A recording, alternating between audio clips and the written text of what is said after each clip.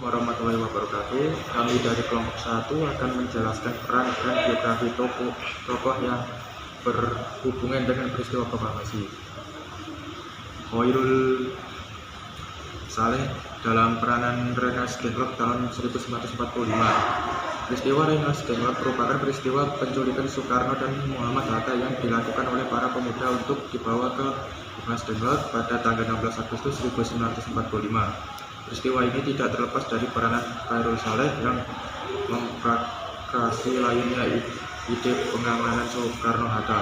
Permasalahan dalam penelitian ini adalah bagaimana latar belakang sosial budaya dan politik Khairul Saleh, aktivitas politik Khairul Saleh dalam pergerakan nasional, serta bagaimana peranan Khairul Saleh dalam peristiwa penculikan Soekarno-Hatta. Tujuan dan penelitian ini adalah untuk memecahkan masalah dan terdapat dalam rumusan masalah dan memberi manfaat bagi peneliti, masyarakat, luas dan ilmu pengetahuan. Metode penelitian yang digunakan adalah metode penelitian sejarah yang diliputi heuristik. Hasil penelitian ini menunjukkan bahwa latar belakang penelitian ini sosial, budaya, dan politik Khairul Saleh yang dimulai dari latar belakang pendidikan hingga aktivitas kegiatan dalam berbagai organisasi yang dilakukan sejak zaman penjajahan Belanda hingga zaman penjajahan Jepang. Pengaruh terhadap kepribadian dan tindak-tindakan Khairul Saleh yang dapat membentuk jiwa nasionalis di dalam dirinya. Dalam pergerakan perjuangan kemerdekaan hampir selalu mendapat dukungan dari pemuda dan pelajar atau mahasiswa. Latar belakang peristiwa Rengas Dengklok diawali dengan adanya perbedaan pendapat antar golongan tua dan golongan muda mengenai kapan pelaksanaan proklamasi. Peristiwa ini merupakan puncak perbedaan pendapat golongan tua dan golongan muda. Tersebarnya berita kekalahan Jepang di kalangan pemuda membuat Khairul Saleh mempercepat gerakannya untuk mempengaruhi golongan tua agar sesegera mungkin memproklamasikan kemerdekaan. Peristiwa Rengas Dengklok terjadi pada tanggal 16 Agustus 1945 ketika Khairul Saleh memerintahkan Soekarni beserta Peta untuk mengamankan Soekarno dan Hatta Rengas Dengklok dengan tujuan untuk menghindari kedua tokoh tersebut dari pengaruh Jepang. Khairul Saleh merupakan pemimpin dari pemuda dan pelajar atau mahasiswa. Peran Khairul Saleh sebagai penggerak muda dan pelajar mahasiswa merencanakan dan mengatur penculikan Soekarno-Hatta untuk segera melaksanakan proklamasi kemerdekaan. Namun usaha Khairul Saleh untuk segera memproklamasikan tidak berhasil karena Soekarno-Hatta dibawa kembali ke Jakarta. Subagjo untuk memproklamasikan kemerdekaan di Jakarta. Kesimpulan dan hasil penelitian ini adalah latar belakang sosial, budaya, dan politik Khairul Saleh yang dimulai dari pendidikan sosial dan latar belakang politik mempengaruhi pemikiran dan pembentukan jiwa Khairul Saleh ke arah kesadaran nasional.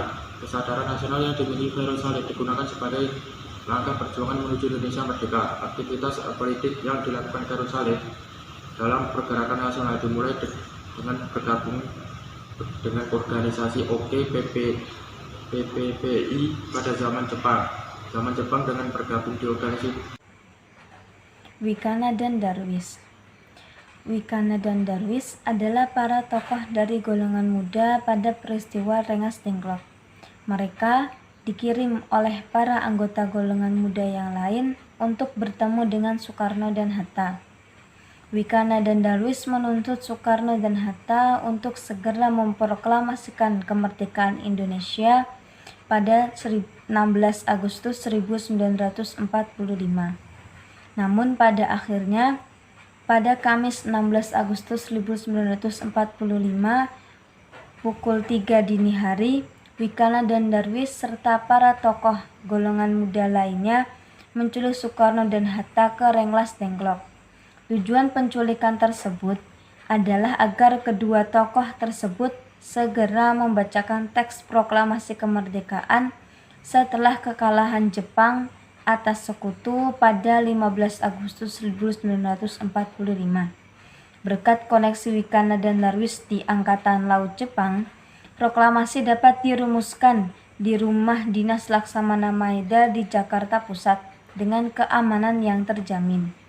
Wikana juga mengatur keperluan pembacaan teks proklamasi di rumah Bung Karno di Pegangsaan 56. Ia juga membujuk golongan militer Jepang untuk tidak mengganggu jalan. Insinyur Soekarno adalah Presiden pertama Republik Indonesia sekaligus tokoh proklamator negara ini. Soekarno akrab dipanggil dengan julukan Bung Karno. Bung Karno juga dikenal sebagai putra Sang Fajar karena lahir saat fajar menyingsing. Bung Karno lahir di Surabaya 6 Juni 1901 dan meninggal di Jakarta 21 Juni 1970. Dikutip dari laman RRI, Soekarno awalnya diberi nama Koesno Sosrodihardjo. Karena sering sakit, namanya diganti menjadi Soekarno. Soekarno merupakan putra dari Raden Soekemi Sosrodihardjo dan Ida Ayu Nyoman-Rai. Ibunda Bung Karno merupakan bangsawan Bali. Bung Karno memiliki 3 orang istri selama hidupnya. Dari ketiga istrinya, Soekarno dikaruniai 8 anak. Fatmawati, istri pertama Bung Karno, melahirkan Guntur, Megawati, Rahmawati, Sukmawati, dan Guru. Taufan dan Bayu adalah putra Soekarno dari Hartini. Ratna Sari Dewi, istri Soekarno berdarah Jepang, memiliki anak bernama Kartika. Bung Karno menyerahkan jabatannya sebagai Presiden Indonesia telah terjadi gejolak politik. Gejolak ini disebabkan oleh pemberontakan G30 SPKI yang menewaskan banyak perwira TNI. Soekarno wafat di RSPAD tanggal 21 Juni 1970 karena sakit yang terus memburuk. Beliau dimakamkan di Blitar, dekat dengan makam sang ibundanya, Ida Ayu Nyoman-Rai. Peran Soekarno dalam Rengas Dengklok: menyusun teks proklamasi, menulis teks proklamasi dengan tangan, membaca teks proklamasi, Presiden pertama Republik Indonesia. Ahmad Soebardjo dalam perumusan teks proklamasi. Ahmad Soebardjo maju sebagai tokoh yang meyakinkan golongan muda mengizinkan Soekarno-Hatta kembali ke Jakarta. Ahmad Soebardjo berani memberi taruhan nyawa bahwa proklamasi akan dikumandangkan pada 17 Agustus 1945 pukul 10 waktu Indonesia Barat. Lalu permintaannya disetujui.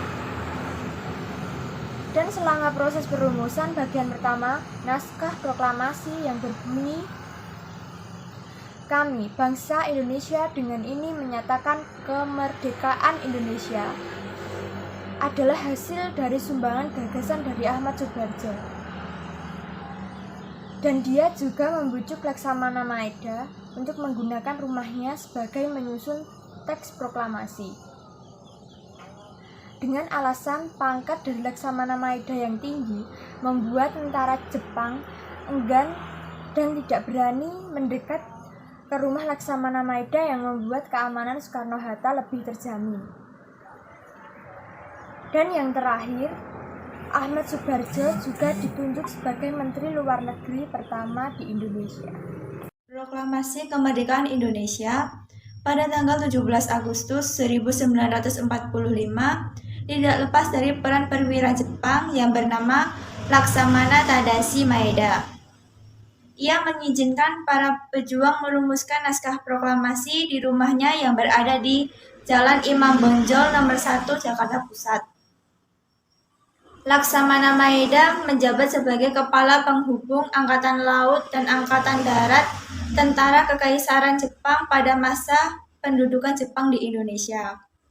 Ia adalah sosok yang bersimpati pada perjuangan para tokoh nasional dalam meraih kemerdekaan.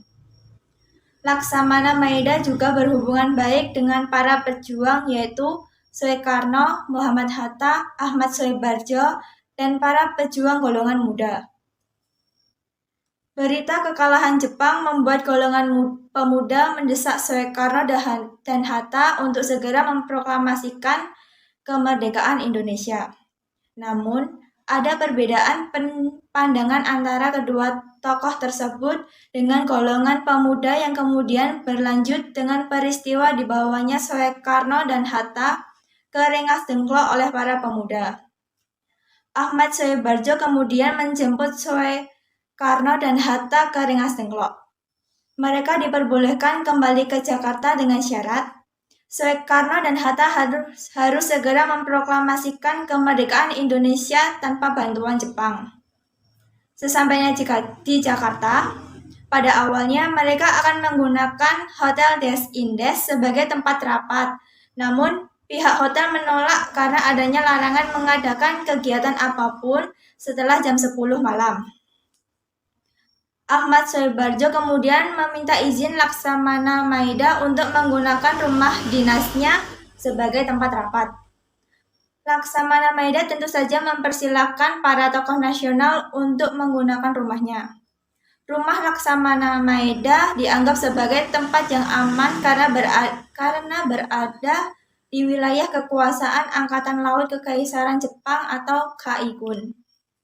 Kemudian pada malam itu, ruang makan rumah Laksamana Maeda menjadi tempat para tokoh perjuangan merumuskan naskah kemerdekaan Indonesia. Sampai pada tanggal 17 Agustus 1945, naskah proklamasi kemerdekaan tersebut dibacakan oleh Soekarno dan Hatta. Sultan Syahrir. Sultan Syahrir dikenal sebagai seorang pemikir dan juga perintis berdirinya Republik Indonesia.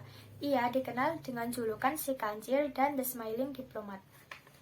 Beliau dikenal sebagai Perdana Menteri pertama Indonesia ketika Republik Indonesia merdeka pada tahun 1945.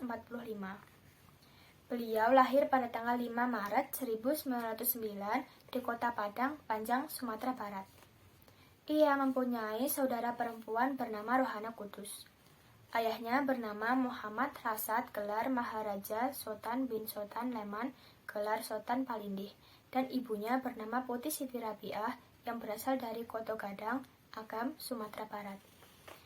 Pada 15 Agustus 1945, Jepang menyatakan menyerah tanpa syarat kepada sekutu.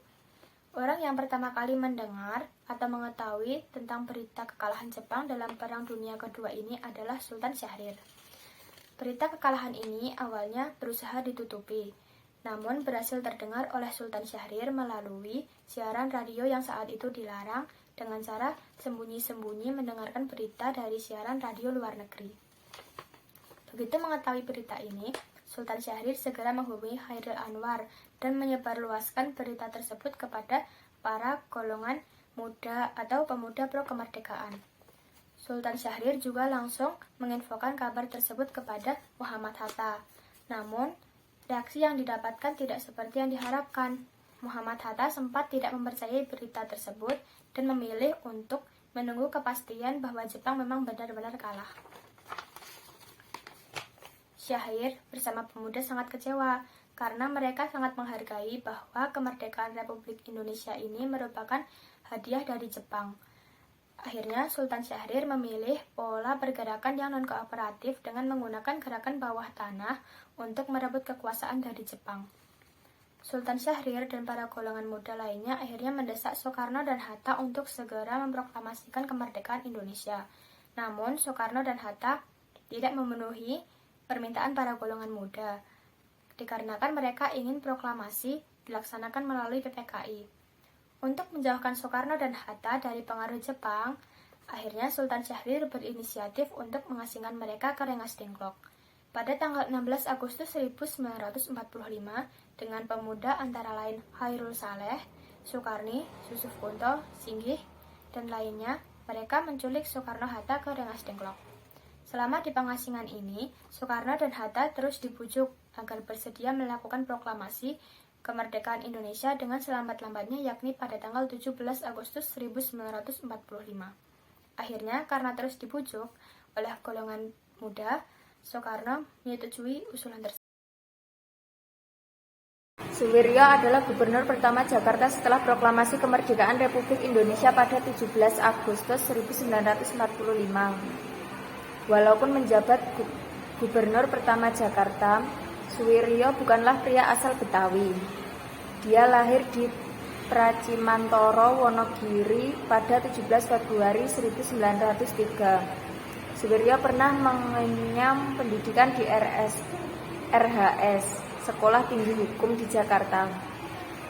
Pada masa mudanya, Suwiryo giat dalam Perhimpunan Pemuda Jongjava hingga menjabat sebagai Ketua Umum Partai Nasional Indonesia atau PNI. Setelah tamat sekolah, dia bekerja di perusahaan milik Belanda, yakni Central Kantor voor de Statistiek. Karirnya di perusahaan Belanda tak berlangsung lama. Dia kemudian bekerja sebagai guru sekolah swasta nasional perguruan rakyat hingga memimpin majalah Kemudi. Lelaki yang lahir di desa Randu Kuning, Pati, Jawa Tengah pada 30 Januari 1907 ini merupakan putra ketujuh dari pasangan Mas Sastro Wardojo dan Roe Penny. Semasa kuliahnya, Dr. Muwardi aktif berorganisasi di tengah maraknya rencana proklamasi kemerdekaan. Dibentuklah barisan pelopor yang bertujuan untuk menggemakan pemimpin perjuangan. Saat itu Muwardi dituju menjadi pemimpin barisan pelopor untuk seluruh Jawa dan bertugas mengamankan para pemimpin serta lokasi pembacaan teks proklamasi dari ancaman kerusuhan. Selain itu, setelah pembacaan teks proklamasi, Muwardi juga membentuk barisan pelopor istimewa untuk mengawal Presiden Soekarno. Walaupun disibukkan dengan aktivitasnya dalam organisasi keamanan, Muwardi tidak melupakan tugasnya sebagai dokter. Beliau selalu berjuang dan mengobati tentara yang terluka pada setiap pertempuran. Beliau bahkan mendirikan sekolah kedokteran di Solo. Dalam usahanya melawan aksi anti pemerintah yang dijalankan oleh Front Demokrasi Rakyat atau FDR yang merupakan anak organisasi dari Partai Komunis Indonesia atau PKI, Muwardi mendirikan Gerakan Rakyat Revolusioner atau GRR. Pada tahun 1948, namun pada 13 Agustus 1948 Muwardi diculik saat menjalankan praktik sebagai dokter di rumah sakit Jebres Solo dan hilang secara misterius. Sebagai tanda jasa terhadap negara, Muwardi mendapat gelar Pahlawan Kemerdekaan Nasional pada 1964. Nama beliau juga diabadikan sebagai nama rumah sakit, yaitu Rumah Sakit Umum Daerah RSUD Dr. Muwardi di Solo, Jawa Tengah. Brigadir Jenderal TNI Purnawirawan Raden Mas Abdul Latif Hendraningrat lahir 15 Februari 1911 dan wafat 14 Maret 1983. Merupakan seorang prajurit peta berpangkat Sudanko, Komandan Konpi, dan juga pengerek bendera Sang Saka Merah Putih, didampingi oleh Suhud Sastrokusumo, seorang pemuda dari barisan pelopor, pada tanggal 17 Agustus 1945 di Jalan Pegangsaan Timur 56, Jakarta Pusat, saat menjadi petugas upacara bendera pertama sesudah proklamasi kemerdekaan. Latif Hendraningrat memakai seragam tentara Jepang karena Latif merupakan anggota pasukan pembela tanah air PETA bentukan Jepang. Sebelum masuk PETA, Latif Hendraningrat sudah aktif di Pusat Latihan Pemuda Seinen Kun Rencho yang juga bentukan Jepang. PETA dibentuk pada 3 Oktober 1943, kemudian ia mendaftar dan diterima.